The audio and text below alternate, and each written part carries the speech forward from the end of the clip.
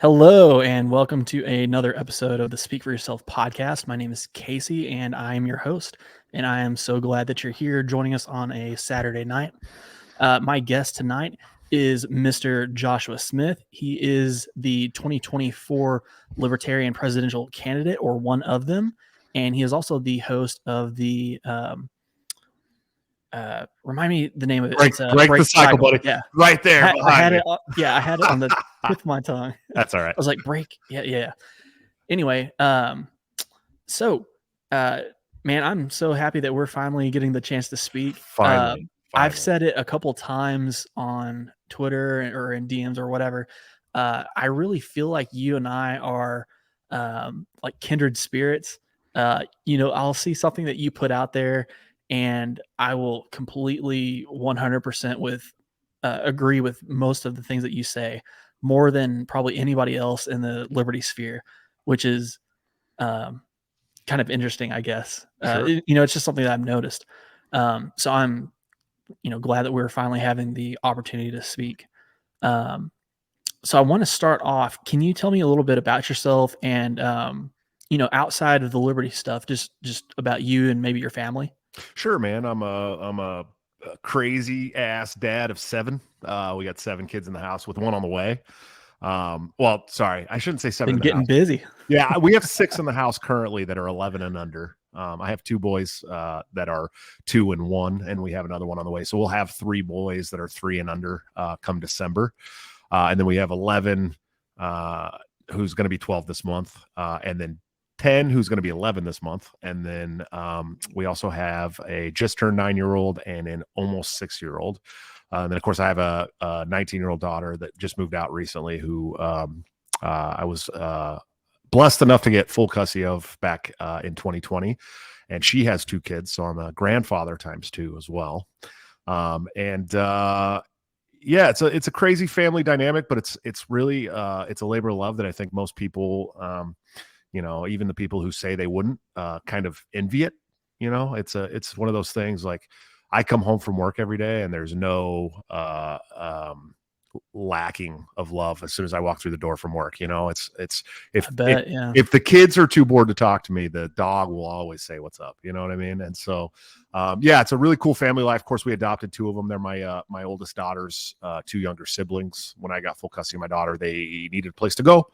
And my daughter had been kind of taking care of them. And so we didn't want to split them up. That we didn't think that'd be fair, not just to them, but also to my daughter, who's, that was her 2 younger siblings. And so I went down and filed for an emergency temporary guardianship. And then I went back down a month later and got permanent guardianship. And then we worked on the adoption after that.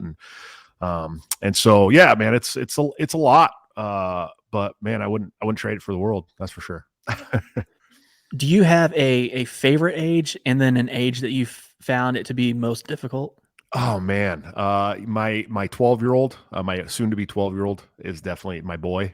He's definitely the most difficult.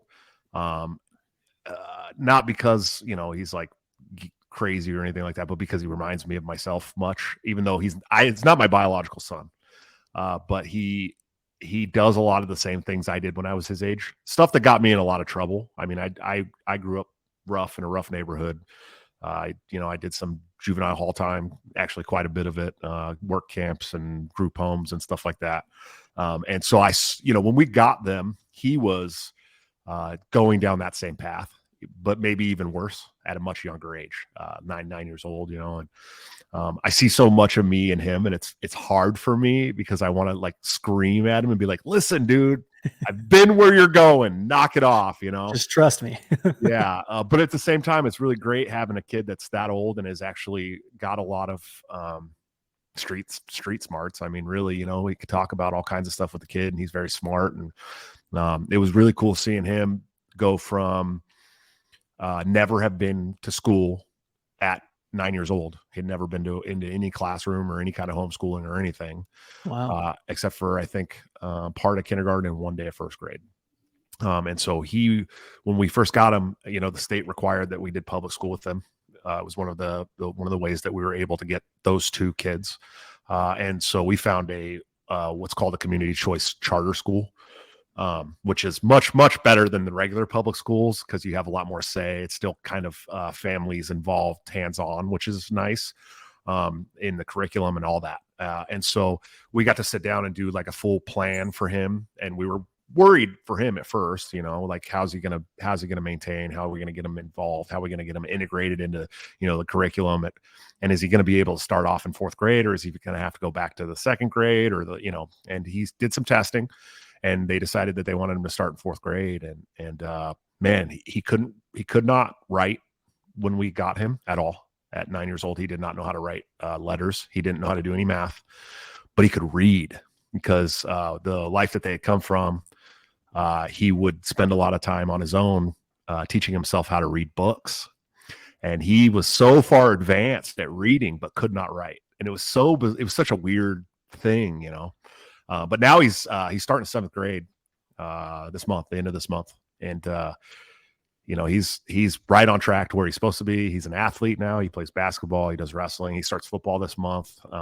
And when we got him, he either was reading or sat in front of video games all day long. And so it's pretty cool to see, that change. You want to say, oh yeah, I did that, but he really put a lot of effort into becoming who he is. And so it's really cool to see that too. Even though he's my hardest child, he's also one of the most fun and rewarding children to watch, because he's grown so much over the last 3 years. Of course, my favorite age is by far my 2-year-old, because he's just absolutely insane. It's like dealing with a really small drunk person all the time. And he's very cute and loving, and both my little boys are very sweet and loving monsters. So yeah, my son will be 2 in 2 months. Yeah, 2 is fun. It's a fun age. He'll be 3 in December, so he's kind of pushing past the initial 2 phase, and he's getting more into the like learning and asking questions phase, which is kind of cool to be able to start.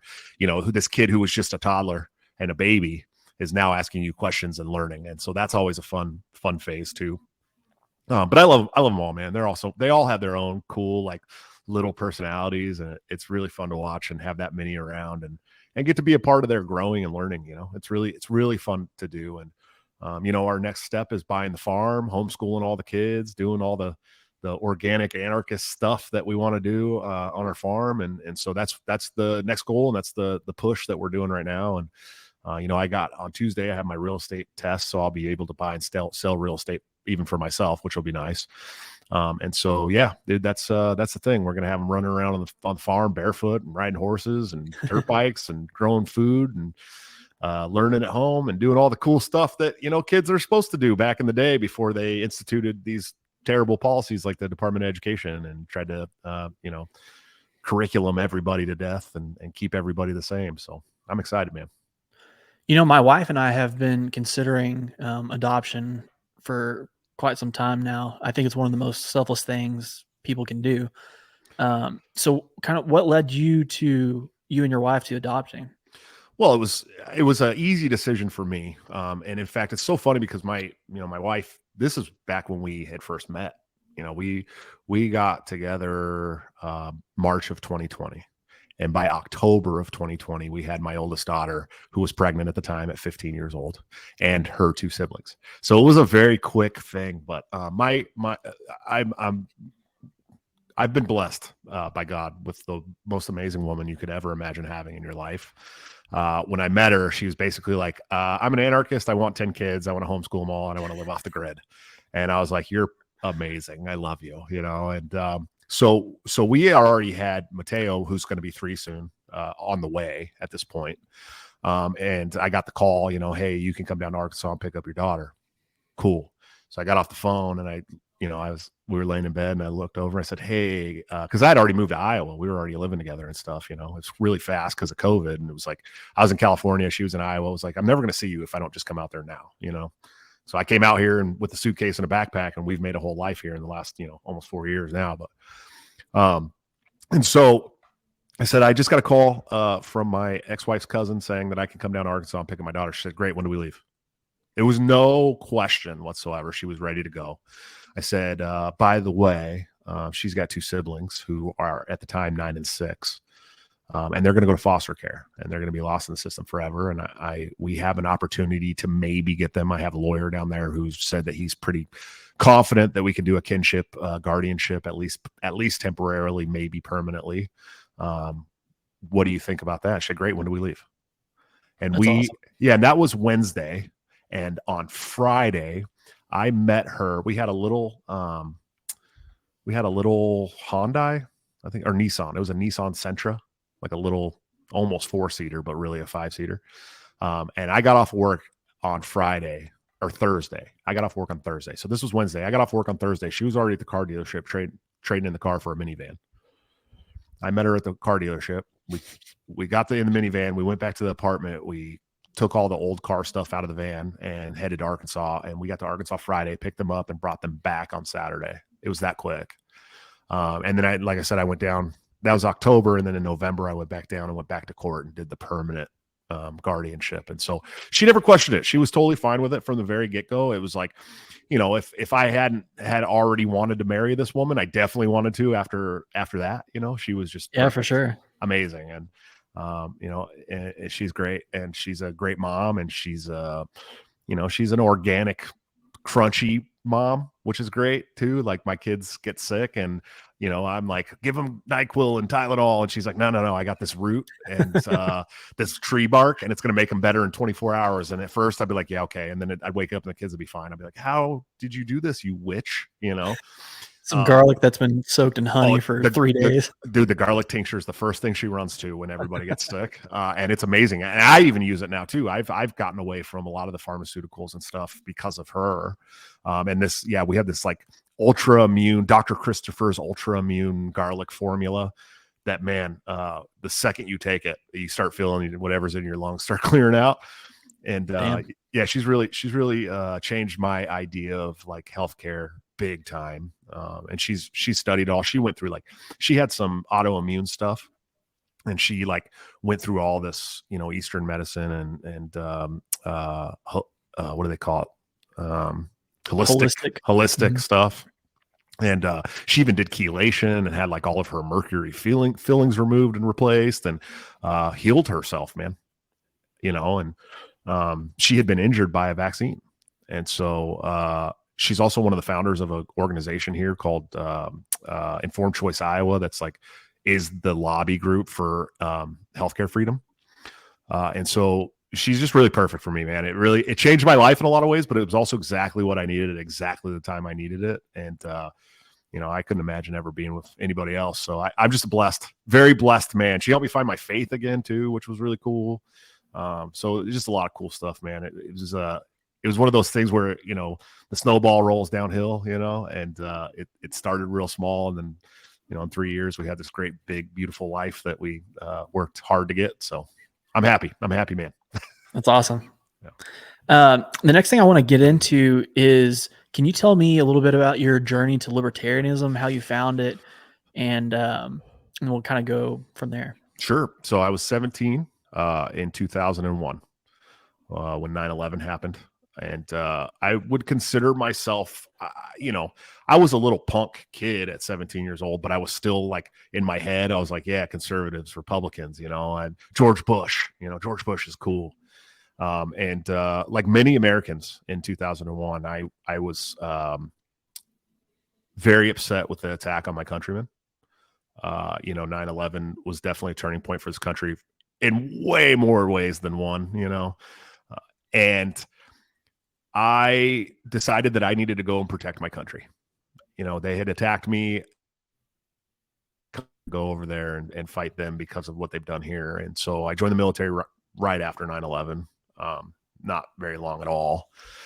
And by, 2002, I was in the Persian Gulf on a very famous battle group on a very famous carrier, which carried out the shock and awe campaign in March of 2003. And I was a big part of that, in Iraq. And I remember we dropped, our specific ship dropped 1.8 million tons or something like that of ordnance on Baghdad during the shock and awe campaign in a week, less than a week, and just completely decimated the place. And a lot of people for a lot of people, especially at that age, 17, 18 years old, to you, the Middle East is just the desert. It's just all desert, right? You know, there's no one that lives camels, and it's, you know, deserts, and there's no water. And I've seen it on the TV, you know, but Baghdad is not like that. Baghdad is literally like a giant city with people who get up and go to work every day. It's like, it'd be like us doing the same shit to Oakland, California, or, you know, Chicago or something, right? Just dropping tons of ordnance on these people. And I just remember feeling really shitty about it, man. I mean, that's the best way I can put it, is I felt really shitty when I understood what was going on. We dropped these big, huge drums of leaflets in Farsi or whatever. I think it's Farsi that they speak there, but essentially telling everybody, leave your house. You got, you know, 72 hours to leave your house. We're going to start dropping bombs. And I'll never forget those freaking leaflets, dude. We dropped millions of them all over Baghdad and surrounding areas from jets. I'll never get that out of my head, thinking, man, there's like kids there and family pets, and people have dreams and shit, you know, like they want to start their own construction companies, and, you know, and it was such an eye-opening experience for me at 18 years old. And I'm sure, like, you know, I like my, you know, my shipmates and stuff at the time, probably a lot of them weren't having those same feelings, you know, but you come to realize later in life that a lot of guys did think that was wrong and not cool. But I also remember having this like kind of conundrum where I was like, why are we fighting Iraq? You know what I mean? I was in the Gulf when George Bush declared war, so I saw it just happen all around me, you know? I just remember being like, why are we at war with Iraq? Like, I came over here to fight what I thought was Pakistani nationals via Saudi Arabia, who were hiding out in Afghanistan, and there's like 2 full battle groups in the Gulf and 2 more in the Mediterranean at war with Iraq, and they had nothing to do with 9/11 at all, you know. And so, you know, I was a little like, what the hell's going on here, you know? And then you come to find out that the weapons of mass destruction thing was all propaganda and not real, you know. And you start to feel really bad about some of the things that you took part in. And, you know, anybody with a conscience and moral values and stuff like that has to kind of wonder, like, at some point, are we the good guys or were we the baddies, right? And it starts to get kind of rough. And then you know, as you get older, you start to look at history and you start to understand some of these wars, you know, since World War II, and the constant meddling in the Middle East, and you know, these destabilization of every single country surrounding Iran, and the fingers in the chest of Russia, and it was just constant, you know. And so I became this pretty staunch anti-war activist. In fact, when I got back from my first deployment, I was just jaded, dude. I was like, I don't want to be in the military anymore, you know. And I was like gung-ho, patriotic, like ready to fight wars. And so when I got out in 2005, and then I was still a Republican, but I just remember thinking, like, the Republican Party is bloodthirsty warhawks, man. You know, this is the party of John McCain and George W. Bush at this point, and that was it. And about 2006, I started really looking elsewhere. In 2007, I found Ron Paul, and that man changed my entire life. You know, he was saying exactly what I felt. I didn't know economics at this point, right? But I knew that war didn't serve us any good in America anymore. I knew that it wasn't a good thing. I knew that we were wasting a lot of money on it. And that was the first time I heard the term libertarian at all, because Ron Paul will tell you he's a libertarian. He'll tell you that. He'll tell you that he's a lifetime member of the Libertarian Party, paid his dues in gold in 1987, you know. He just happened to win as a Republican, and he stayed in Congress as a Republican. And probably if he had done like Amash and switched his party, he wouldn't have stayed in Congress as long as he did. And I get that. But Ron Paul really spoke to me about all kinds of things. I mean, he spoke to me about the wars. He spoke to me about economics. He opened my eyes to the horrors of the Federal Reserve, and how all of this warfare state was funded through the Federal Reserve, and how it caused all these middle class crises that everybody was going through, you know, all the way through 2008, especially. And it was very eye-opening. And so I couldn't imagine working for any other candidate for president in 2008. And that's who I started street teaming for in California, a very hard place to do so. And I pushed and pushed and pushed and worked on his campaign. And I watched the Republican Party blackball this guy to death. They were arresting Ron Paul delegates at the convention in Louisiana. I mean, it was ugly. It was really bad. The media had a total blackout. And he was serving every time he got up on a stage in front of anybody. He was serving everybody truth bombs. He talking about blowback and the reserve and the war on drugs. And I mean, everything he was saying was very, very hard to debate. And that's why they had to blackball him. And so that was when the Republican Party left me. When I realized that my ideas were no longer welcome in the Republican Party, I wasn't going to be a Republican anymore. And so I was, bounced out, and I was kind of doing my own thing, trying to start some publications. I had started reading Murray Rothbard, who absolutely radicalized me to the max, and I started moving on to a bunch of other people too. Of course, I read like F.A. Hayek and so many different authors. I got into Spooner, of course, started learning that the Constitution hadn't really done its job. And so in 2010, for the first time, I joined the Libertarian Party. I swear, I always credit Adam Kokesh with this. I was almost positive it was Adam Kokesh with the Iraq vets or veterans against the Iraq war, talking about the Libertarian Party. So I joined, and I tried to give them money and ask them what I could do. I was this fired up activist who was pissed off at both the other parties, and they just stonewalled me. They never sent me any information at all about what I could do in California to help them out. They didn't tell me there was county and state affiliates or any of this shit. I didn't know anything about any of that, and so I stopped my donations after like 3 months, but stayed a registered Libertarian voter, but I never voted. I only voted for Ron Paul. And then in 2012, I wrote in Ron Paul.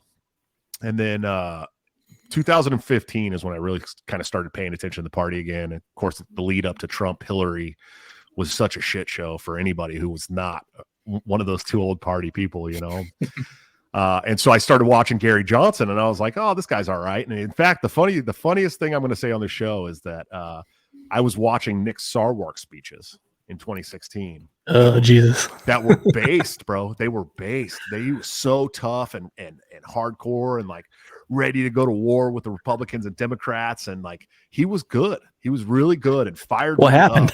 I don't know, man. But it wasn't long after that. 2016, I joined my state party. I was living in Washington State at the time. And I joined my state party, became a region rep for the southern part of Washington, right across the bridge from Portland. And I started building state of county affiliates for the first time. I started learning how to lead a political party, And that's around the time that Nick Sarwark kind of fell off the deep end. He started talking shit about Tom and Eric July and Dave Smith and Tom and Scott Horton, for God's sakes. Like, how do you talk shit about Scott Horton of all the people? He's like the biggest sweetheart in the world, and he knows more than all of us combined. And just how, and so I started calling One of around the most anti-war guys there is. Yeah, this was 2017. And so I started calling around some bigger name people that I knew in the movement. Hey, man, you got to run for chair of this party. We can't have this guy. This guy can't be representing us, And everybody's kind of like laughing at me. Oh, that's the most successful chair the party's ever had. They got 4 million votes for Gary Johnson under his rule. And they're the highest membership they've been in years and this and that. And I was all right, well, listen, if none of you guys are going to do it, I'm going to do it.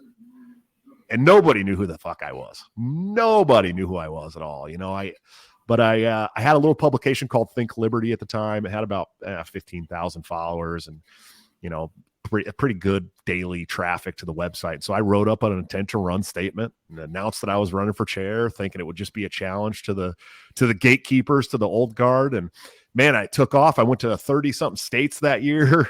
I shook hands all over the country. I spoke behind Ron Paul in Omaha at the Omaha Roads to Freedom Unconvention. I shut down the ballroom there right before Ron Paul's dinner. It was like 45-minute speech. I'd never been a public speaker at all.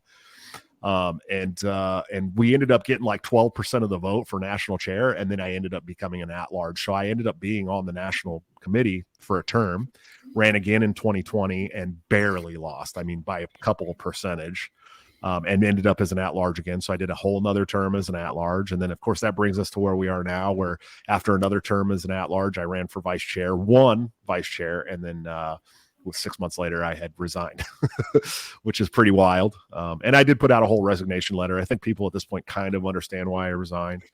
I didn't do all that work to show up to the top of the hill and find out we were still at the bottom of the hill, And so, yeah, man, that's where I'm at today. And I'm still philosophically very, very, very radical when it comes to my views.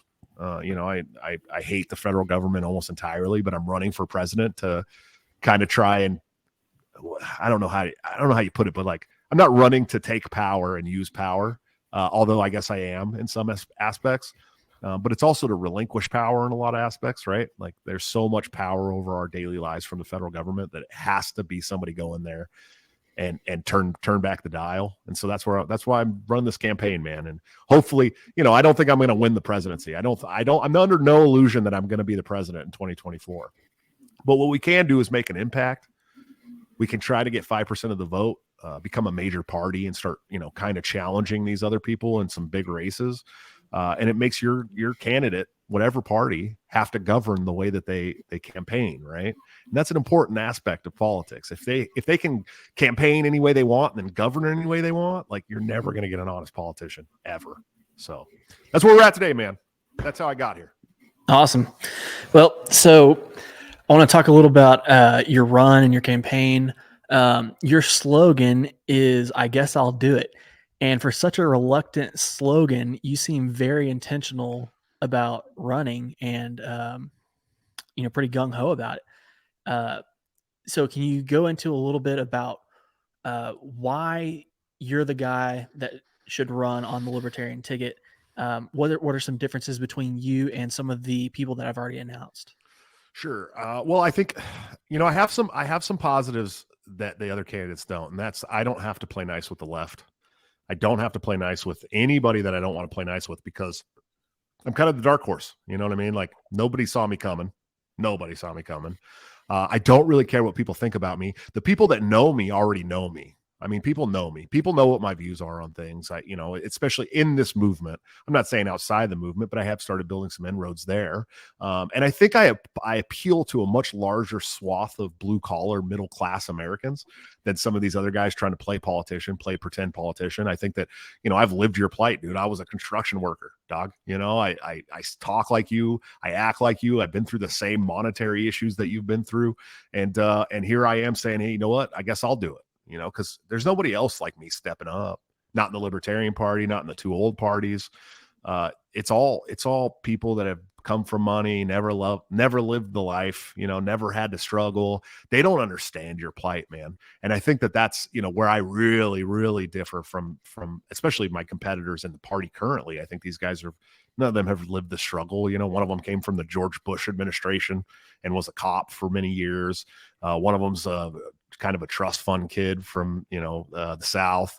I don't know much about Lars. I can't say anything about Lars Mapstead. I don't know very much about him, so I can't speak to him, but they just haven't lived that life, man. And I think that that's what it's going to take to change the face of politics is more people that have lived the life like me stepping up and saying, hey, you're kind of fucking us over every 4 years, man. It's time to change some things. And I think that I'll do that. I think I'm brash. I think I'm loud. I think I'll make enough noise to get noticed. I'm very annoying when it comes to breaking down your door. So you listen to me.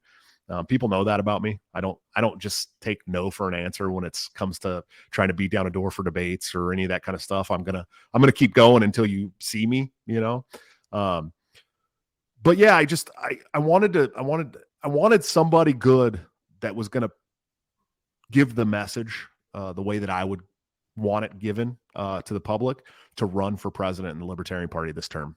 The Mises Caucus and the work that they've done and the work that I did, I didn't want that to be for naught. It was a lot of work, dude. Like I said, I traveled to 50 states almost over the last 6 years.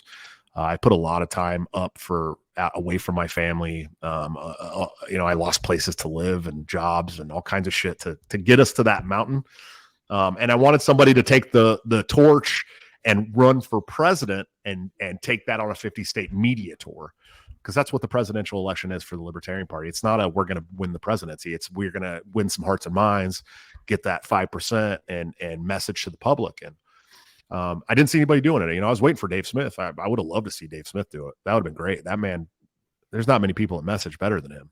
And when I kind of came to terms with the fact that Dave was probably not looking at the party the same way I was, going, nope, not going to do it. There's not going to be enough support there.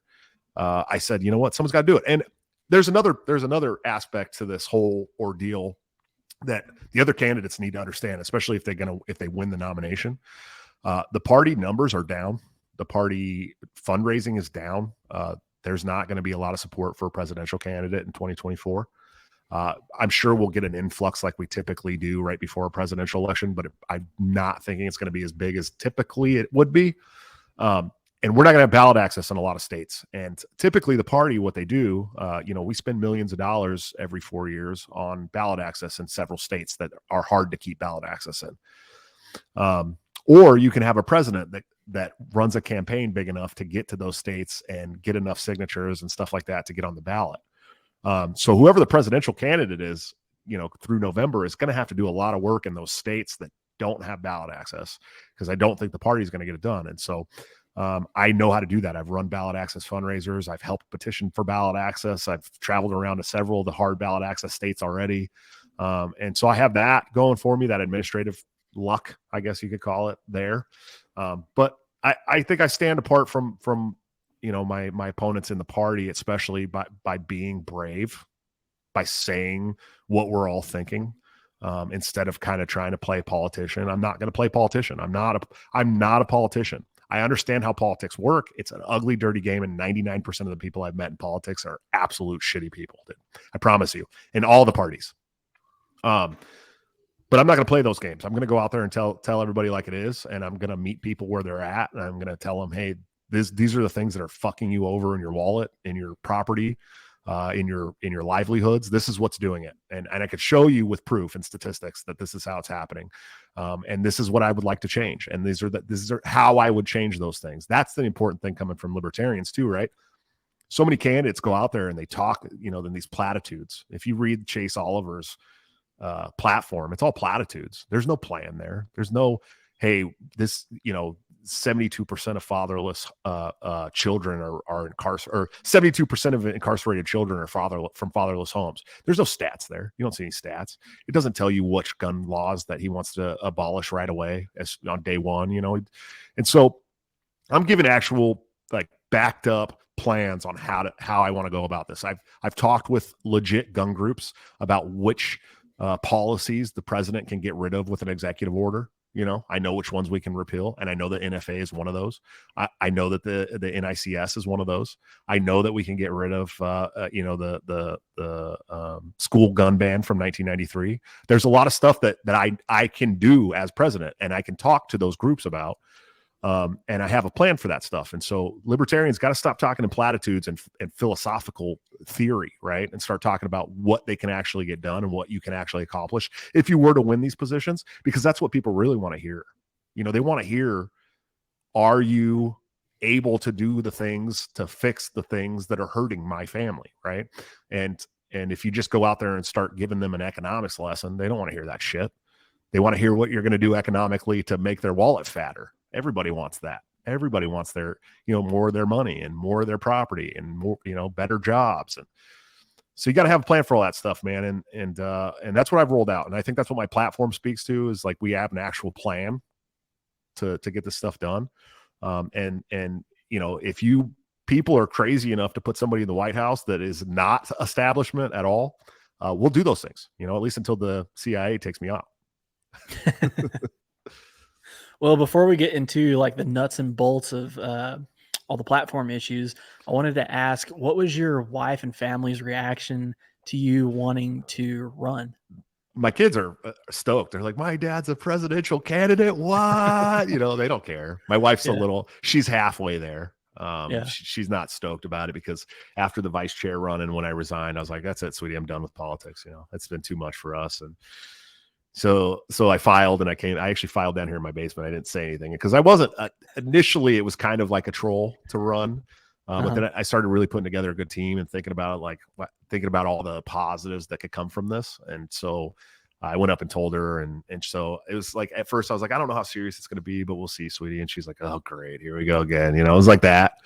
But she's all right with it, and she's like, well, as long as I build your podcast, Yeah, good. But no, she's totally cool with it. Not total. I wouldn't say totally cool with it, but she's halfway cool with it for sure. She's not gonna leave me for it. So that's an important step. But she's not gonna like it all the way. So another thing I wanted to get into before we got into the platform issues was You mentioned that she had brought you back to your faith, and so I wanted to hear a little bit about that and a little bit about how your um, faith has affected your political views. Sure.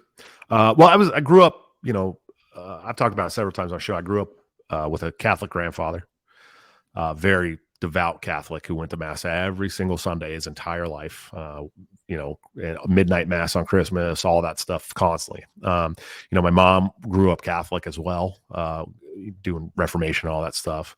But I did not grow up Catholic. I grew up with my mother who had kind of gone to this non-denominational evangelical kind of, not mega church, but like, community churches, the good Yeah, old community church where everybody's kind of wearing jeans and a button up shirt. And so I grew up going to those, and I was, a faithful child. And I got into this, this hard teen years where I was really angry at a lot of things in the world. And one of those things that I was very angry at was God. God, why would you put me in these circumstances? God, why would you do this stuff to me? Of course, it was always myself doing it, right? It wasn't God per se. sure. And then after the military, I was just kind of jaded on the thought of religion. And so I tell everybody, well, I'm an agnostic. I'm not, I don't dare say what's actually out there, but in my heart, I always knew, right? Like I always kind of was like, I know that God is there and I've seen him work in my life and I'm being stupid, but I was angry. And I was a very, very angry kid and young adult for a long time. And it had been about 2 or 3 years prior to meeting my wife where I was actually kind of coming to terms again with my faith and started kind of going head first into even like a more orthodox like thought when it comes to Christianity and get back to the basics. And I was watching society kind of crumble as this godless heathens, and then I found my wife and she was very religious, is still very religious and goes to church every Sunday, and our kids go to Awana. And um I guess she helped me see the beauty in it all again, which is really important. It's when you're angry, you look for all the bad in religion because there have been some bad things, that have come out of all kinds of different faiths and opinions on faiths, especially because, when you get down to the nuts and bolts of faith, it really is God's going to judge everybody and you need to, turn the other cheek a lot of times. And when you're not looking for the beauty and you're only looking for the anger of faith and religion, you're going to find only the ugly, you're only going to find the ugly side of it. And you're only going to find the anger. And she helped me find beauty in a lot of things, not just my faith, but like life in general and being a parent. And she's taught me so much. But one of those things was reminding me how beautiful my faith in Jesus Christ was. And, it changed my whole life, dude. It really did. And I got back to where I was having, conversations with God again and asking him to, lead me and tell me where to go and how to be a better leader in my home and how to better be a parent and, how to, go about trying to change the world in the ways that I wanted to change it. And I watched it work and it really just, it's one of those things that's instilled now forever. It's never going to go away. I know that, I'm never going to fall away from it again. And it's been really nice, man. And I do have a lot more orthodox beliefs now, I'd say, a lot more strict and devout than I used to be, much more conservative religion than I used to be. So I watched some of these, some of these churches doing some things that look like heresy to me, Oh man, Yeah. And don't get me started. it's rough to watch. But I go to a really great church that teaches the scripture the way it's supposed to be teached and or taught and teached and taught. They say good things. And we go to another church that does like a nighttime service. Sometimes it's like new wave, but like very conservative new wave, which is kind of cool. I had never seen anything like that. They got a really good band and the kids like the children's program and stuff. So, but yeah, man, it's been nice. It's been really fun. And, I got to work every other Sunday at my day job. So I don't get to go to church every Sunday like the rest of my family does, but, it's been a really good thing. And I was baptized last year, for the first time for real, and gave my heart to Jesus Christ. And, that's where I live now, man. That's where I'm always going to be. And I'm happy to do it. That's awesome, man. I really appreciate you talking about that. So let's get into it, some of the platform issues. Now, I've read through all of these, so I know a little bit about your positions on all of them. But for the people that are listening and watching, they may not have done that yet. So we're going to go through a few of them. So I wanted to start off with foreign policy, Sure. and I guess kind of the foreign welfare goes along with that. But can you address those two things in particular? Russia and Ukraine, what's going on over there? If you're president, what happens? We're immediately ceasing all foreign aid to Ukraine. We're no longer taking part in that war at all. In fact, we won't even have any kind of opinion on it from the executive branch anymore. It will just be over for us. And a lot of people are going to say, "Oh, you support Russia," because I say that. No, I don't. I don't support Russia. I don't support Ukraine. In fact, I'm sick and tired of American money going overseas to fight wars that we have no place being in. NATO is an absolute disgrace. They have positioned themselves all around Russia and poke their fingers in the chest of the bear, and I don't think that America should be a part of that anymore. And I say in my platform, 12% of Americans are having problems putting food on the table every day.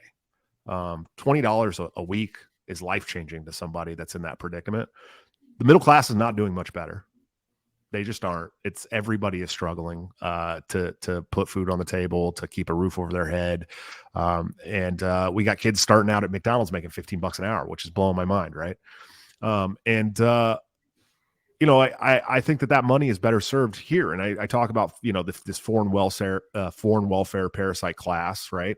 Over $200 billion a year. What is it? 200 billion? It might be more than that. Anyways, it goes to over 200 countries every year. We send billions and billions and billions of dollars to, including Israel, who does nothing for us, including Ukraine, who's doing nothing but, soaking up all of our military equipment and resources, and a bunch of other countries too, for pet projects, for national, international pet projects and such. But we have a homeless crisis here. We have a drug fentanyl crisis here. We have people that are working their asses off and trying to put food on the table. And the government's taking money from these people to send overseas to people who are fighting wars we have no business in. I'm tired. I am absolutely exhausted. It's the government taking money from poor people here and giving it to rich people over there in other countries. Yes. Yeah. And I'm exhausted, dude. I am just exhausted with this warfare state, this constant warfare state. Think back into your life, man. You're what, 28, 27, something like that? I am 33, about to turn 34. You're old, man. I'm 40. I just turned 40 in March. So I am old enough to run for president, in case anyone was wondering. I know I have good hair. I don't remember a time in my life when there wasn't a war going on that America was involved in, whether financially or boots on the ground or naval or Air Force. We've always been involved in a war. And, I talk about this in my platform. All of us watched in 1989, 90. We watched Iraq 1 on the TV as it was happening live. It was the first live war that any of us had ever watched.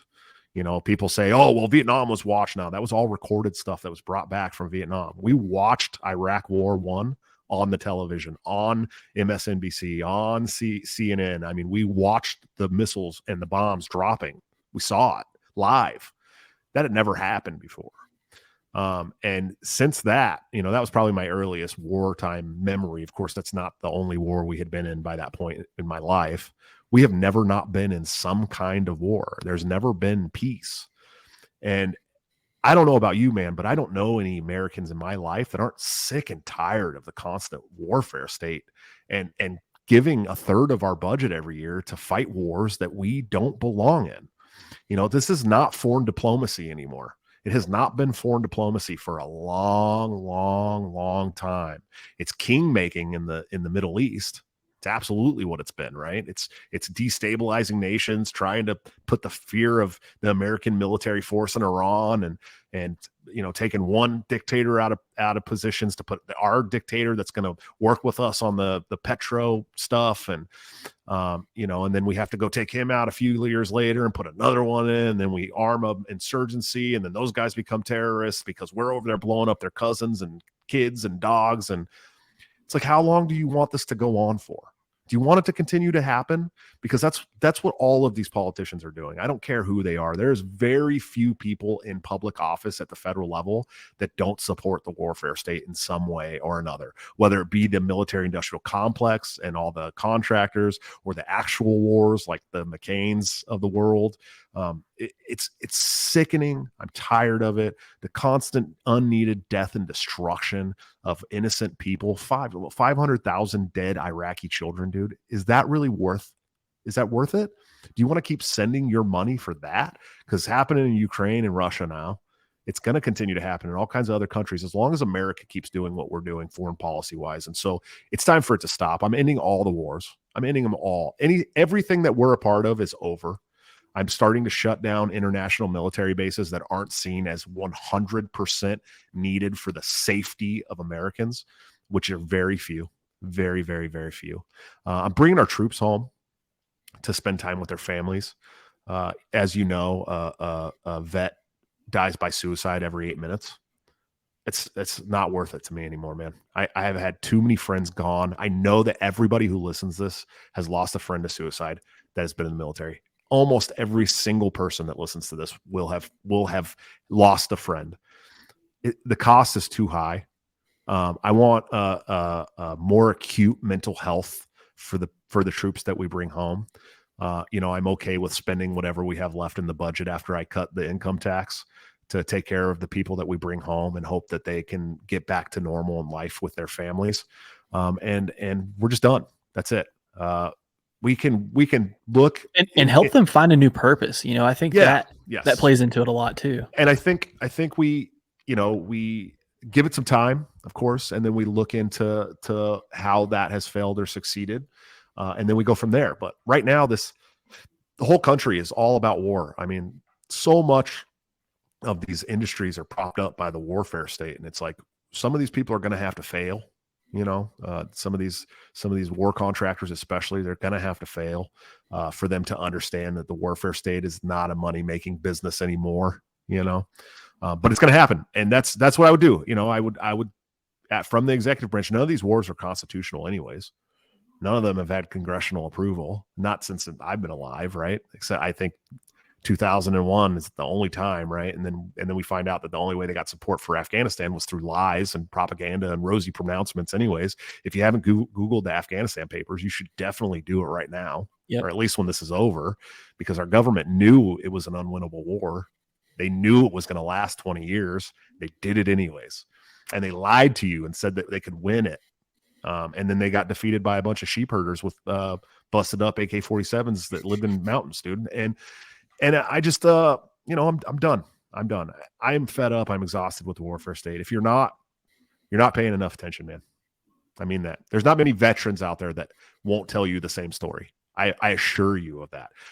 Every once in a while you hear that one of those veterans, they're like, I'm a veteran, but I think there should be some gun regulations. That guy was probably a fobbit who never saw any kind of action, knew nothing about what was going on in the war, and didn't pay attention. Those are my least favorite people, by the way. Yeah, the very worst. They might as well just be British. I mean, honestly, at that point. So we're ending all the wars. Yeah, we're gonna stop sending money to other countries. We're gonna end all foreign aid, and that all plays into my income tax cut as well, where I would like to end the income tax entirely. That includes capital gains and the payroll tax and the estate tax. And then we can start looking into, cutting some of these sin taxes and of course, the federal gas tax and of course, tariffs are terrible for trade. And then we could start looking into how we fund the federal government, because here's the thing, man, the federal government always should have been funded through user fees, right? And GoFundMe asks, basically, right? So like, if there's nothing you need from the federal government, there's no reason why you should be paying the federal government. In no other industry in the world do you pay for something that you don't need, except for things that the government has their hand in and the government, right? And so I think we look at, we take a little time off from the income tax, and we start looking at funding the government through user fees. What are the things that people are actually using? This is how we fund it. Do we want a national defense system? Of course. Okay. So I know there's enough people in this country out of the 300 million people that live in this country. They're going to say, yes, we want national defense. And we'd be more than happy to pay $5 a month for a national defense. Okay. It's not that crazy to think that would happen. And I'm okay with that. It's like a subscription service. Yeah. And that's how, listen, national defense will defend us all. If half the people paid $5 a month, we'd have all we needed for national defense. You know what I mean? It's not that crazy to think that we could do that. And we got to stop paying these bloated pork bills that are going out to the Kennedy Space Center and whatever else the hell they're paying in all these bills. And we got to whittle away at this insane tax and spend system that we've been put under for, since at least the 1800s. And it's time to do that. And I'm the guy that'll do it. None of the Republicans and Democrats are going to do that. We know that. It's not going to happen. So yeah, those three all kind of playing together. I tell Nick Fuentes I said what's up, because I'm America first now. You know what I mean? And I mean it. I'm America first. I want my Americans, brothers and sisters, taken care of before we send money to any other country, before we fight any more wars that our citizens don't want to be a part of, and before we spend any more money on a federal government that doesn't do anything for us. Those are all America first policies. Workers should be keeping their own money. Americans should be keeping their own money, and wars need to cease. So that's where I'm at. Sweet. Yeah. What are we doing with all the 3-letter agencies? We're gonna start rolling those back immediately. The ATF's gone. That's part of my self-defense. Hell yeah. My self-defense platform. The ATF was never needed. Of course, the NFA, getting rid of the NFA is going to take away a lot of the need for the ATF anyways. Of course, all they really do is go after Americans who want to protect themselves. There's other agencies that we can look into. Of course, I think that the FBI and CIA are going to need drastic cuts at the minimum. But there's a lot of them. The Department of Education's out of here. I talk about that in my education policy. They have done nothing since the 80s. Spending on the Department of Education has more than quadrupled, while test scores, for these standardized tests have largely stayed the same and dropped. So what are we spending the money on? Kids were much smarter when they had their choice of school. Schools should be able to compete for children, right? Best curriculum, best price, best hours, whatever it is, they need to be competing for children. And that's how the market works. What do you think about like an NFL draft system for that? I just want schools. I want schools. First of all, if there's any money at all left for education from the federal government, which there won't be when we get rid of the Department of Education, it should follow the student and never the school, right? Like, so if you're homeschooling, you can get a credit or some cash back or whatever for the year. That's the only way that money from the federal government should be going to education anymore. It's done. I don't think it's needed. All these states are taking money for education through property taxes anyways. And every state has like an insane property tax at this point. So you're getting enough money anyways. You don't need the federal government to come in and tell you what to teach anymore, because the standardized shit doesn't work. People aren't standardized, man. Humans aren't standardized. Kids learn in different ways. Some kids might want to grow up and be a farmer. You know what I mean? I live in Iowa. There's a lot of kids here that are like, I just want to work the farm. I want to own the farm. And these farmers are making $10 million a year profit. You know what I mean? Great. And we need farmers. And we need people that are going to do things like that. And some people just want to be electricians. Not everybody needs to be like a marketing executive. Or, do you know how cool it would have been if I was a 14, 13-year-old kid and I had gotten to go to an electrical school at 13? By the time I was 18, I'd be a journeyman making $45-50 an hour, right? Like, there's no need for this ridiculous education program that we have in America being completely standardized across the board for every kid, unless you're on a what do they call it, a 503 plan or one of these special education plans, right? Like, every kid is treated exactly the same because of the Department of Education, because of the federal government, and it's got to stop. And it's the only way we're going to bring back a creative, hardworking, innovative society is to get rid of this standardized bullshit that's like dumbing half the students down and making it hard for the other half to succeed, right? So that's gone. That's probably one of my day one. I'm like, we don't need you anymore. Start selling your property. It's over. And I mean it. Like, the Department of Education has never was useful, but if it was, it's run out of its usefulness. It's done. Its course is run. It's over. Time to go back to some basics here with education, man. So as far as the intelligence agencies go, are you for reform or more for eradicating them? I'm for eradicating most of them. I mean, the FBI is basically only there to go and attack our own citizens. Of course, the ATF is. I've talked about my good friend and co-host on my show, AJ, will now be the head of the ATF as he sells off property to pay reparations to everybody who's ever had to buy an NFA tax stamp. And we mean that. We're really going to do that. And in fact, some of those people who are supposed to get those reparations may end up with some of the equipment that we're selling off. Who knows? But it's gone. The ATF should have never existed. There's no reason whatsoever to regulate alcohol, tobacco, and firearms in this country. I'm sorry. It's just not. It doesn't make any sense. Our country should not tell people how they can and can't defend themselves. It should not tell our country, our citizens what they are allowed to drink when it comes to alcohol. And they certainly shouldn't be. I mean, tobacco is just another plant, right?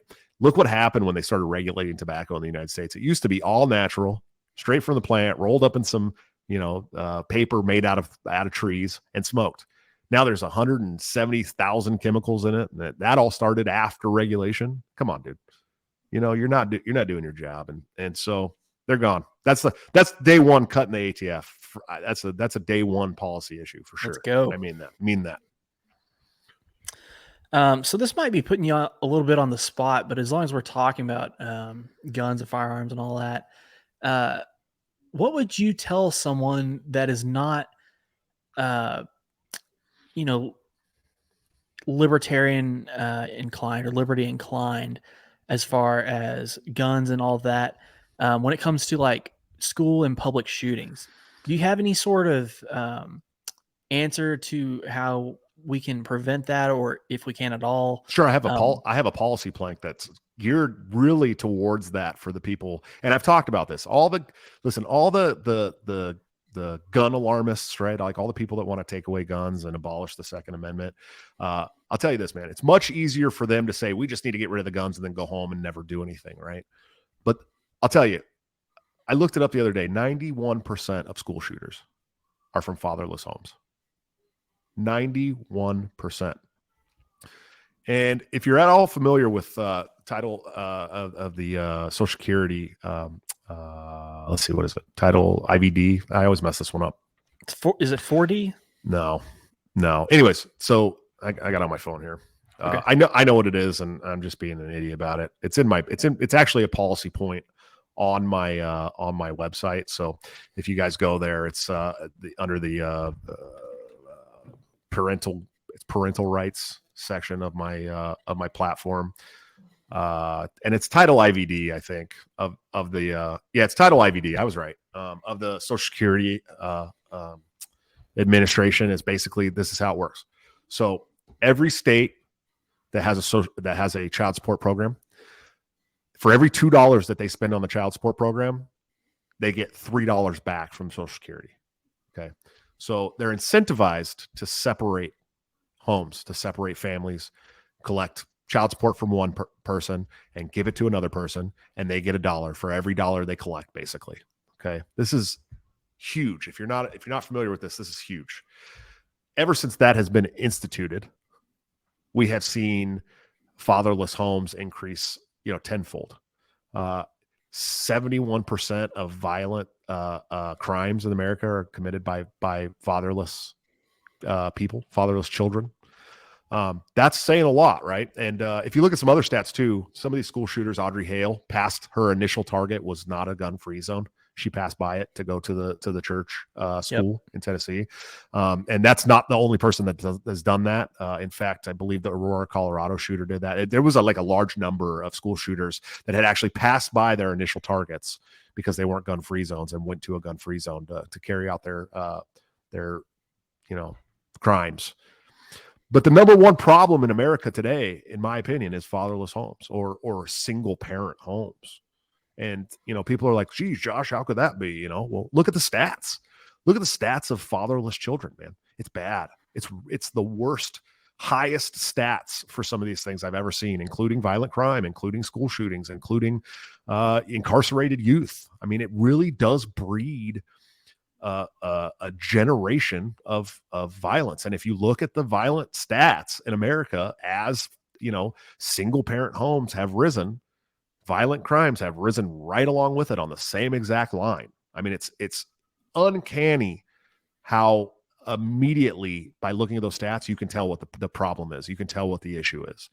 When you grow up with no positive role model in your life because he's constantly treated like a visitor in your life, which is what our courts do to men 92.3% of the time, it's the mother who ends up with full custody of the child. Let me tell you something. One in four? 1 in 4 children lives in a fatherless home. 1 in 4 children. You can't tell me that 1 in 4 dads are bad, okay? You won't ever convince me of that. That's bullshit. It's not how it works. What it is 1 in 4 dads has been divorced. Probably has a ex-wife who like to use the system against them to get money and do these things. And Vindictive. Vindictive, and probably not 1 in 4. That's I don't want to skew it the other way either, but a lot of them. And have a court system that will help them drag father through the mud on purpose. And in fact, the whole time, all they're doing is harming their child. And so I want to take those incentives away to have fatherless homes that the state governments get is an incentive to create this situation, and put the incentive back on staying together for your children or learning how to peacefully co-parent because you're stuck with them. Equal parenting time across the board, unless there's an absolute reason to not have equal parenting time. There has never, ever, ever been any reason in this world that a father or a mother should be treated like a visitor to their child without some kind of, warranting issue. And so getting rid of that Title IVD is probably the biggest step that we could take to ending school shooting, to reducing crime, to, bringing back the nuclear family and kids doing better in school and kids getting along better with their peers. And, family life is where everything starts for every human on this planet. And so that's my number one thing. I'm not going to capitulate on the gun regulation issue at all to any leftists or Democrats or moms demand action or anybody. I will never in my life capitulate because I think you're wrong. I think that a armed society is a polite society. And if you look at the places where guns are outlawed, they are not polite, buddy. They are very, very, very, very bad. People are shot all the time. There's all kinds of high gun violent crimes. And that's where it happens. It's always in the place with the most restrictive gun rights. Chicago, Oakland, California, New York City. These places people get shot and gunned down every day. And you're telling me that I should be the one that can't carry a gun? No. These kids are running around with 50 round magazines in their Glock Gen 4 Glocks with an illegal switch on it to make it fully automatic.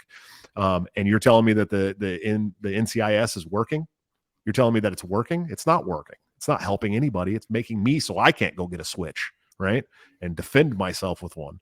And so all that stuff's got to go, man. It's not helping our society. In fact, it's making it worse. And I'm not afraid to tell anybody that to their face. Nobody. I love that because it's getting to the root of the problem instead of slapping a Band-Aid on the issue. Absolutely. It's the number one problem facing Americans today is torn apart fatherless homes or single parent homes. It's the number one problem. And if you refuse to see that, that's on you. But the stats are there. They are undeniable, in fact. Undeniable. If you go and look at them, the number one problem of facing Americans is fatherless homes. Everything stems from there. Everything. Debate me on it. I dare you. Well, let's get into COVID a little bit in the COVID regime. So what went wrong with how that was handled, and how would you handle it better? I think the better question is what went right and how it was handled, right? Because everything from the very beginning was handled wrong. And you're gonna hate me, Republicans, but you guys didn't do much better. Thankfully, I did have one of the governors that was decent on the whole thing, and I praise her to death. I think that Reynolds is amazing. Kim Reynolds for Iowa is absolutely amazing. I'm not running against her. That's for damn sure. But, you know, DeSantis shut down Florida, dude. All these people are like, oh, DeSantis was perfect on. No, DeSantis shut down Florida. They had checkpoints to get into the state, dude. He wasn't better. He wasn't perfect, but he was better. He was better, right? But everybody sucked. Everybody sucked. You know, I think probably the only real governor that didn't ever do anything was the North Dakota governor, right? And so, you know, it was very clear early on to anybody who had been alive for 9/11 and saw the aftermath of 9/11 that this was being used much the same way. Now, I'm not saying that everybody knew right away that this virus wasn't very bad. I'm not saying that everybody knew right away that the COVID vaccine wasn't going to be a good thing and the way they rolled it out was going to be such a mess.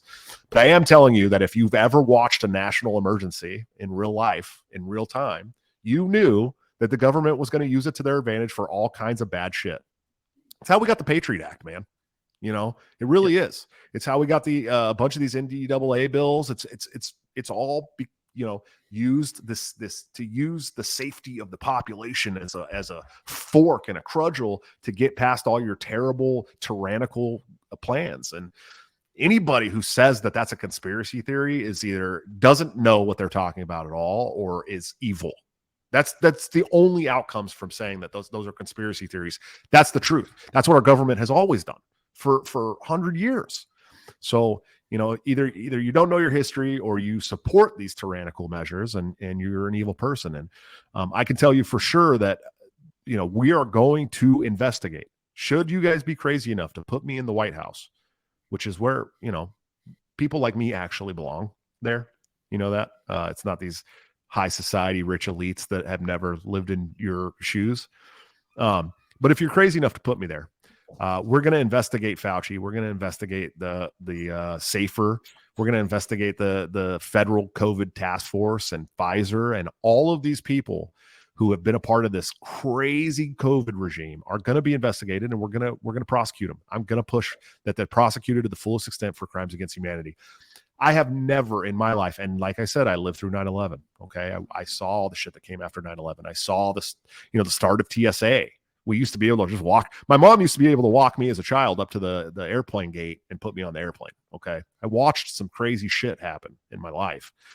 Never anything like the COVID stuff. It was so disgusting to watch them tell people that they had to be shunned from society. And, you know, you couldn't go to your parents' funeral and you couldn't visit your dying grandma in the hospital. And it's like, you couldn't go to work and you couldn't feed your family. And when it was all over, oh, since you were such a good, hardworking person through all this last 2.5 years, here's $600 for you. Like, really? Cool, dude. I lost out on $1,600 between Monday and Tuesday. You know what I mean? Yep. And so I want these people investigated, man. I want to know who played what role in shutting down our society and ruining our economy and hurting people's lives and killing people. You know, this stuff, a lot of it was, you know, governors like Cuomo putting, you know, old people, sick people in with old people.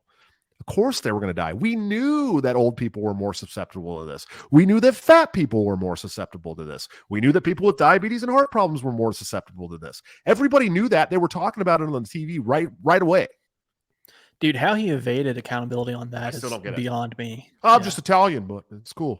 You know, and so, yeah, man, these guys, they got to go away. They got to get some penance. And there's some people who don't just belong in Gitmo. They belong under Gitmo.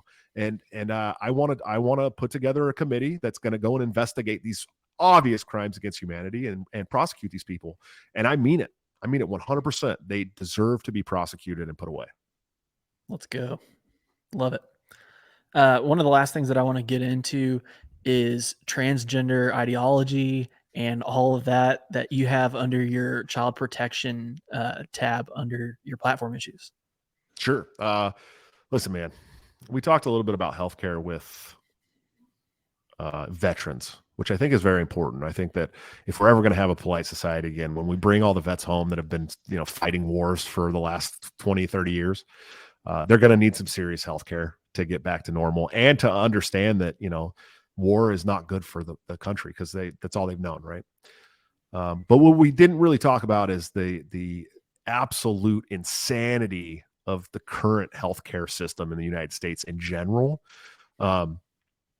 all my life, I went to nursing school. A lot of people don't know this about me. I went to nursing school to get my LPN. It's a very small level nursing license, like LPN or LVN, whatever you call it in your state. I got it in Oregon.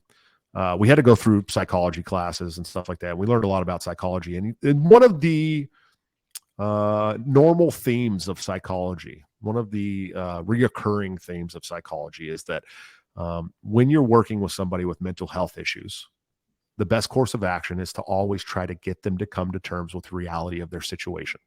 Okay. Because, healthcare is a scale from I have anxiety because I think all these bad things are going to happen to me, to I am completely disconnected from reality and I live in a complete alternate reality.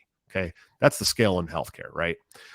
And from the bottom of that scale to the top of that scale is people dealing with things that aren't reality, right? Anxiety. I'm an anxiety sufferer. I've had anxiety since I got out of the military in 2005. It's gotten worse as I got older. I've been learning how to deal with it much better in my 30s. But it always stemmed around things that weren't actually happening. It wasn't like, it was like, oh, there's something wrong with my heart, or do I got throat cancer? It's always something that's not actually happening. It's just something that you think in your head is happening. And that's a very mild form of not living in reality, all the way up to schizophrenia and absolute psychopathy, which is living completely outside of reality. And all of the answers for these healthcare problems, all of the remedies for these healthcare problems include getting people to come to terms with reality. That's got to be the basis of healthcare, of mental healthcare. Right? It's got to be getting people to come to terms with and be okay with the reality of who they are and what their situation is.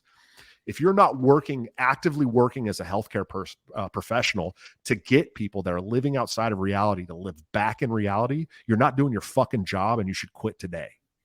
Period.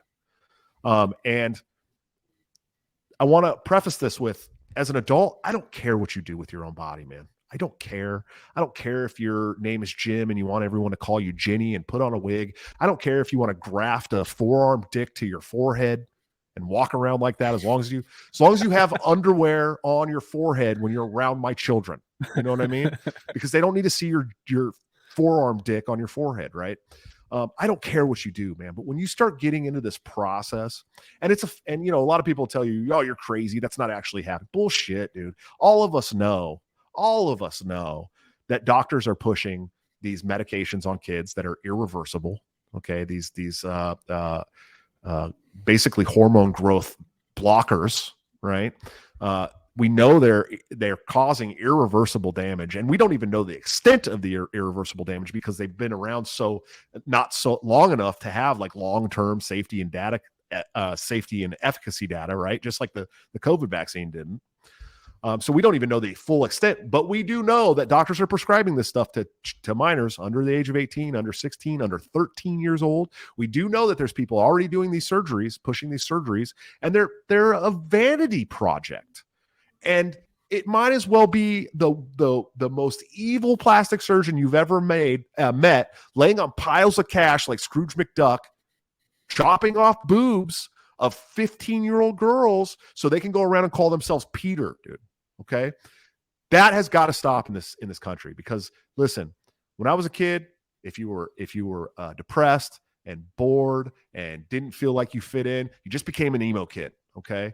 And then you got through your emo stage and then you got better. And that's what happens. We all have a phase like that, dude. You can go, I challenge you to find my old MySpace. Okay. When I was the lead singer of all kinds of screamo bands and I had crazy hair, and you could probably even find some pictures of me wearing eyeliner once in a while. Okay. When I was a singer in a band.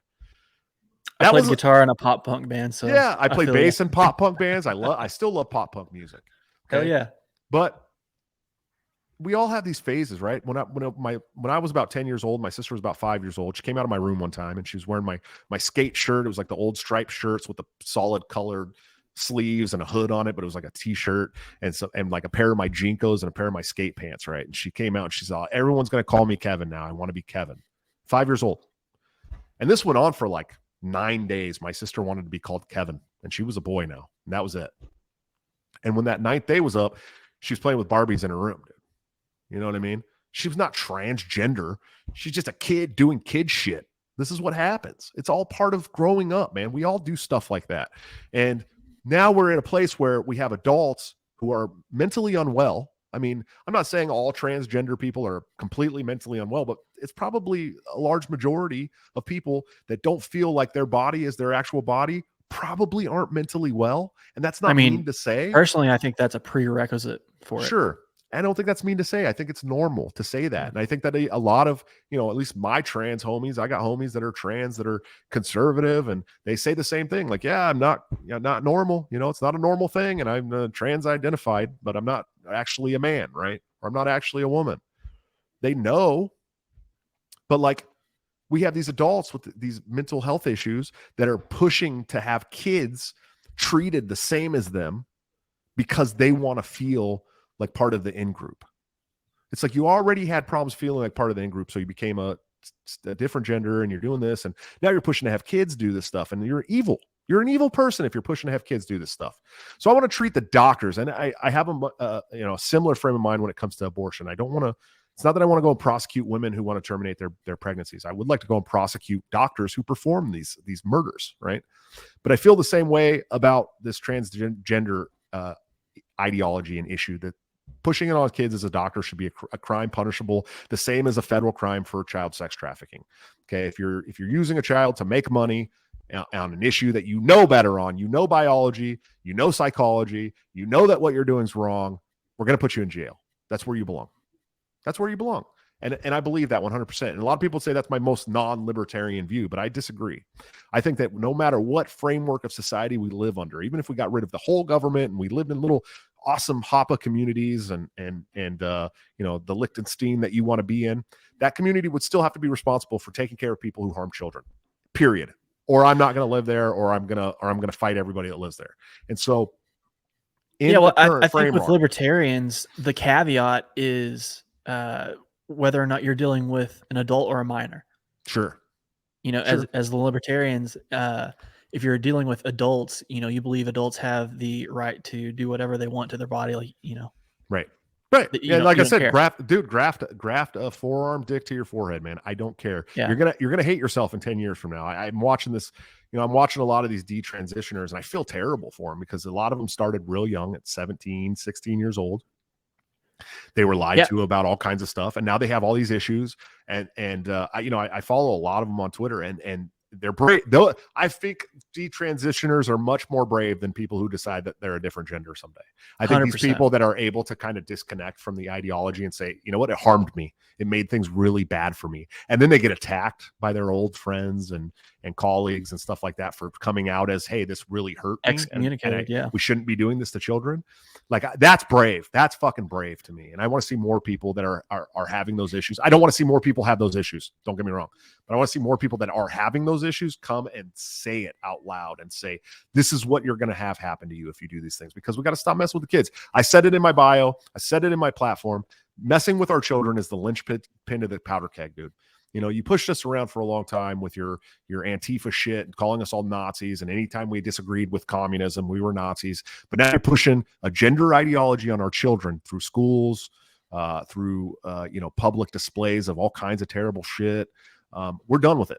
We are absolutely done with it. And whether the government settles it or we settle it, it will be settled at some point, because you're pulling at the wrong powder keg. I promise you, children are off limits, period. And I would like to be a solution, not a problem, because I don't want violence in my streets.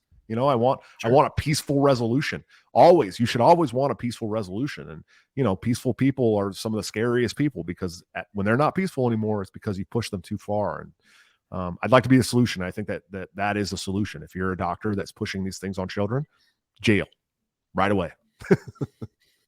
It's like that. Do you watch Parks and Rec? Portland. That was from Portlandia, I think, actually, wasn't it? Okay. Maybe it was Parks. No, it was Parks and Rec. You're right. Yeah. Yeah, there's that Venezuelan representative that comes. And he's like, it was Fred, whatever. Fred Armiston. He's on Portlandia. That's why I got him mixed up. But yeah, that's. I mean it. Like, if you're doing these things, jail. I don't care, dude. Like, I don't care if anybody who talks to me about it then says that I'm not a libertarian. Fine, don't call me a libertarian, but I am running as a libertarian presidential candidate. So, say what you want, but I believe that people who fuck with children need to go to jail.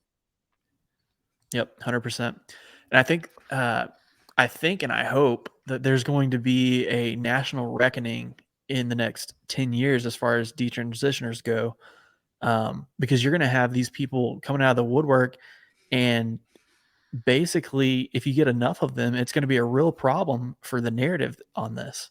Oh And I yeah. hope that that happens in the next 10 years, you know? I think it's going to happen in the Um, next 3 to 4, maybe 5 years max. I think we'll see a mass movement of that. I do. yeah, and Um, as far as the doctors, I think they found their new cash cow, that's right? what it is, dude. Same thing happened The with breast hospital, implants. It happened with nose jobs. It happens with, these people are like, oh, dude, we can make billions of dollars for this industry. And, I think if COVID taught us one thing, it's that depending on an industry that depends on you being sick is a really bad idea. yeah, these hospital systems, and there's also the pharmaceutical side to this. They both create a lifelong patient out of this, you Yeah, know? absolutely. Absolutely. So Especially if you stay sick. there's money to be made there, and I think that's the driving force behind. Well, I think there's two driving forces, right? I think there's the money aspect, as far as like doctors making these decisions, like boards making these decisions. I think money is a driving force, and then I think not that they're possessed, but they are definitely influenced by evil. You know, so I think those two things are playing a lot into it. Yeah, and I will say, as a presidential candidate, I am working on a healthcare plan with people much smarter than me when it comes to actual healthcare policy and stuff like that. I'm also working on a really cool energy plan with a gentleman who spent the last 8 years studying a way to get us off the OPEC dollar and onto what he calls the kilowatt dollar, by selling very cheap nuclear energy through battery cells. It's a really cool idea, man. It would basically take 40 Gen 4 or less Gen 4 nuclear reactors, nuclear plants, to power the entire country. And then we could start selling surplus energy to other countries through battery banks, and then get on what he would call the kilowatt dollar instead of OPEC, the petrodollar. And man, the way he laid it out, and he spent 8 years writing about this. I mean, this is what his life's work. So I think that policy is going to be really cool. Of course, we'll put that out when I understand it fully. He's much smarter than me, but I actually really enjoy it. And even That's if we really put it, interesting. Yeah, yeah, even if we put it out as a theoretical for America to chomp on for a minute and figure out if it's something that they'd like to do, I think it's really great. But it also is going to help the Bitcoin market hugely, right? The crypto market to do that stuff. And working on an abortion plank as well. I think that, while I hate the issue because it's such a wedge issue in America, I do believe that me being a pro-life candidate needs to be talked about, why I'm pro-life and what I think should happen to people that kill babies. So, yeah, man, I'm going to talk about these things, the way that I'm going to talk about them. And I just hope that people will support me and get behind me and understand that, I'm just like you guys, but I'm pick up the sword and go fight. yeah. We're coming up on an hour and 20. So where can people find you, Josh? Cool. Well, you can follow me on Twitter. That's where I'm at war with all the other blue checks. That's Joshua at large. So at Joshua at large, all spelled out. And of course, my campaign website is joshuasmith2024.com. You can find I have that. yeah, you can find my planks there. Of course, you can find the media request form there. You can find the volunteer request form there. So if you want to volunteer for the campaign, you can sign up there. Of course, we have an email list now. So if you want to get updates through your email, you can sign up for the email list there. And we also got a form to send money to the campaign, which, by the way, we're up against two financial juggernauts. If you want us to make an impact, even if you don't want to vote for us, but you want to make an impact for libertarian or ideals in the United States, funding campaigns like this is absolutely imperative. This is really, truly a for the people campaign. And funding us helps us get close to that 5% mark. So funding is important. Please help us out. I hate asking for money, but it's important. And what else? That's pretty much it, man. You can find my podcast on YouTube at Joshua Smith. YouTube.com/Fight the Despots, DSPOTS. It's called Break the Cycle with Joshua Smith. You can look it up. I think we got 220 episodes now or something like that. And there's a bunch of other episodes that you can watch that were after hours episodes too, if you become a member of the channel there. So yeah. Awesome. Well, like I said at the very beginning of this podcast, I think we're kindred spirits. Guys, if you go to his website, which is Joshua Smith 2024, there's an issues tab if you want to read more on what he thinks about certain topics. That's pretty much it, man. We will have individual videos coming out for all the topics that we drop as well. Real sweet. We also have a Dan Smott's campaign video coming out soon, hopefully within the next week. So we got some media. We're going to be a media heavy campaign. We're going to roll out a lot of media over the next year, 2 years. And so if you want to help us fund that, that's what you would be helping fund, is a media heavy messaging campaign. And, you know, we appreciate the help, man. And I appreciate you having me on, Casey. Really means a lot to me, buddy. Yeah, man. I really appreciate the conversation. And like I said earlier, kindred spirits, and I'm really impressed with all of your positions. So Thank you, sir. I wish you the best moving forward, and I'll definitely be in your corner. Guys, if you will subscribe and like and do all that kind of jazz, it really helps out. Help my man Casey get to 100 subscriptions tonight. Tonight. We can do it. Yeah. All right, guys. Appreciate you coming out. Thanks. Thanks, buddy.